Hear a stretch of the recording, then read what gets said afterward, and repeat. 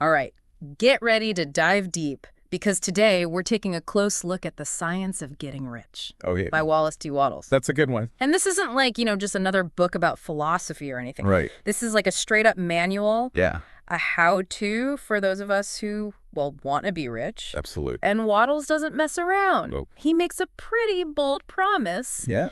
He says that if you just follow his instructions, which he says are based on scientific principles, riches are like guaranteed. So the question is there really like a formula for wealth? Right. And can anyone apply it? Interesting question. You know what I find interesting is that Wattles just comes right out and says it. Mm-hmm. Everyone, you included, has the right to be rich. Oh, he's not shy about it? Not just for the fancy cars and vacations, though, right? You're right. It's not just about the material stuff. Right. Waddle says it's about living a fuller life. Yeah. A more expressive life. He believes that wealth can help you develop your mind, your body, and your soul. Okay. Help you live a life that's closer to being, like, complete. He even says that denying yourself the potential for a richer life is actually sinful. Wow. That's a pretty strong statement. It definitely challenges how a lot of people think about wealth. Yeah. But it also sets the stage for his main argument. Oh, okay. Which is that there's a certain path, Hmm. a guaranteed path to riches. Uh-huh. He calls it the certain way. Certain way. Okay. And he says it has nothing to do with luck, talent, or even being in the right place at the right time. So then what is it about? That's a great question. So, okay, let's dig into this certain way a little bit. Right. He observed that people in similar situations, Right. some who were really talented, some who weren't, Yeah, they could end up with very different levels of wealth. that's true. So what's that secret ingredient? He says it all comes down to how you think and how you act. It's a specific way of thinking and acting. Okay. Wattles isn't saying you have to save every penny you have Yeah, or try to do something completely unique. I see. He goes deep on the power of thought. Hmm. He calls thought the ultimate creative force. So is he talking about that, like, mind over matter kind of thing? Kind of, yeah. Okay. He talks about this thinking substance. Well, what is that? Well, he says it kind of flows through the universe. Yeah. And it responds to our thoughts Okay. by creating the things that we think about. Oh, hold on. Are we getting a little too woo-woo here? Well, Wattles might have used the language of his time, Right. but the basic idea is that you need to align your desires Okay. with what he calls the purpose that is in all, Okay. seeking a genuine life, not just material things for their own sake. So it's not just about wishing for a lot of money. You got it. It's about aligning yourself with a purpose that's bigger than yourself. Exactly. Okay. A purpose that benefits you, Yeah. but also the world around you. I like that. And he has this great example in the book about a man who kept visualizing his dream home, Oh, okay. held on to that vision with real faith, Yeah. took action whenever he could. Wow. And years later, he ended up owning that home Really? and rebuilding it Yeah. exactly how he'd pictured it in his mind. Wow, that's pretty amazing. It is. But I mean, we've all wished for things that haven't happened. Of course. So what's the missing piece? That's the big question. What are we missing here? Good point. Well, Waddle says the missing ingredient is gratitude. Gratitude, huh? He calls it the key. Okay. The key to aligning yourself with this formless intelligence Formless intelligence, right? and really opening yourself up to abundance. So basically, being thankful for what you have helps you get more. It's a little more than that. Okay. A grateful mindset, he says. It keeps you connected to the source of wealth, Okay. prevents those negative competitive thoughts, Yeah. the ones that he thinks actually block the flow of abundance. So instead of being jealous of someone else's success, Right. you're actually happy for them. Exactly. And it goes even deeper than that. Oh. Waddle says you should even be grateful for the things that seem like setbacks. The things that seem like obstacles, yeah. Yeah, he thinks those challenges might actually be leading you to something even better, Oh, I see. even if you can't see it right now. Like that saying, every cloud has a silver lining. Yeah, that's a good way to put it. I like that. He gives an example of a business deal that fell apart, Oh, no. which at the time felt like a huge failure, right? Right. But that failure opened up this new opportunity Oh, wow. that led to much greater success. So it's about trusting the process, even when things get tough. Absolutely. But isn't there a danger, though, of just sitting back and waiting for good things to happen? You mean, If you're always focusing on gratitude. I see what you mean. Yeah. That's where action comes in. Okay. Wattles is very clear that thought alone isn't enough. You have to take action in the present moment. So it's not about just daydreaming about being rich. No, not at all. You got to get out there and do something. He talked about infusing your actions with the power of your vision and purpose. I like that. It's about working with intention, belief, and efficiency. So let's say I'm working a dead-end job. This has nothing to do with my dream. Right. Should I still give it my all while working towards my goals? Exactly. Okay. Wattles would say, use that job as a stepping stone. Right. No matter how boring it might seem. Yeah. It's a way to learn new things, build skills, and open up new opportunities.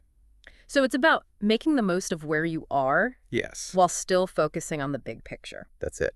Now, there's another concept that Wattles brings up that I found really interesting. What's that? Conveying the impression of increase. Oh, yeah? What exactly does that mean? It's about having this mindset of abundance in all your interactions, even in small, everyday things. Like what? Little transactions. Yeah. Wattles suggests approaching them with this attitude that attracts people and creates opportunities for greater success. So it's more than just being polite. Yeah. It's about giving off a certain energy. You could say that. Okay. It's about seeing yourself and everyone around you as growing and expanding. Almost like that energy is contagious, right? Yeah. You're influencing other people to think bigger and bolder. That's the idea. Wow. Wattles believed that embodying this spirit of increase creates a ripple effect of prosperity. So if you believe in abundance, you're naturally going to act in ways that attract it. Right. And that just makes you believe even more. Exactly. It's like a positive feedback loop. It is. That's really cool. Now, as great as all this sounds, Wattles also gives us some warnings. Oh. Things to keep in mind. Okay, like what? He says to watch out for the desire to have power over others. He emphasizes that real wealth creation, it comes from cooperation. I see. Not competition. So it's not about stepping on other people to get to the top. It's about working together to help everyone. He saw that as the best way. Okay. The most ethical way to succeed. And he also talks about the importance of staying positive. Yes, that's crucial. No room for doubt or negativity. He thought those emotions could sabotage your efforts. Wow. Block the flow of abundance. Yeah. You have to have faith in the process. I see. Even when things are tough. Okay. Or there are delays. Easier said than done, sometimes. It can be. But I can see how a positive mindset would help with any goal. Oh, absolutely. Whether it's money or something else. It's essential. Yeah. As we continue this deep dive into Wattles and his teachings, I'm curious to see how his ideas hold up today. Right. I mean, after all, he wrote this book over a century ago. Do these principles still work in our modern, fast-paced digital world? That's a great question. Yeah, it really is amazing. Like, how is this book from 1910 still relevant? Exactly.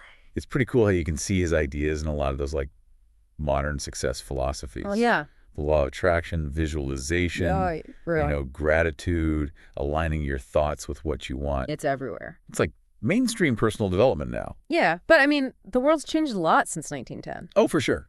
I mean, we've got this global economy now. Technology's changing so fast, and we're facing all these new challenges. Right. Some people might say Wattles' ideas are just too simple. Yeah. For how complicated things are today. I think that's a fair point. Yeah. But I think what makes his work so powerful is that his core principles, they kind of go beyond any specific time period. Like they're timeless. Exactly. Focus on personal responsibility. Right. Creative thinking, cultivating a mindset of abundance. Right. Those are always going to be relevant. So it's not so much about the specific tactics. It's more about building that like internal framework for success that you can use in any situation. That's it. Okay, that makes sense. Yeah. So let's say someone's listening to this and they're really into these ideas and they want to start using them in their own life. Okay. Where do they even begin? I would say the first thing is to really dive into the book. Yeah. Don't just skim it. Really take it all in. Read it slowly. Think about the ideas. Okay. And see how they connect with your own experiences and your goals. So it's about having that like deep understanding, that moment where it just clicks for you. Exactly. And once you've got that foundation, you can start trying out some of the things he talks about. Yes. Like make a vision board, do gratitude exercises, and really pay attention to how your thoughts and beliefs are shaping your world. It's like putting the ideas into action and seeing what works for you. Exactly. And remember, it's going to take time. Right. Building wealth, just like any big goal. Yeah. It doesn't happen overnight. Uh-huh. So be patient with yourself. Yeah. Don't get discouraged if you don't see results right away. It takes time to change your mindset. Yeah. Build those new habits and get in tune with that flow of abundance. Absolutely. Speaking of getting in tune, we talked earlier about that concept of acting in a certain way. Oh, yeah. I have to admit, I'm still not totally clear on what that looks like, in real life. Well, it's about bringing that intention and belief into every single thing you do, even the little things. Yeah. They become infused with the power of your vision. Wow. It's like you're already that person you want to be. I see. Even before you've achieved all those external goals. So it's not about just going through the motions. No. It's about putting that energy of success and abundance into everything. Exactly. Okay. It's about making choices. Yeah. That support your vision. Okay. Instead of just reacting to whatever's happening around you. Yeah. It's about being proactive. Yeah. Taking charge of your journey. That's a really powerful concept. It is. So as we're wrapping up this deep dive into the science of getting rich, what are some final thoughts? Final thoughts. Yeah.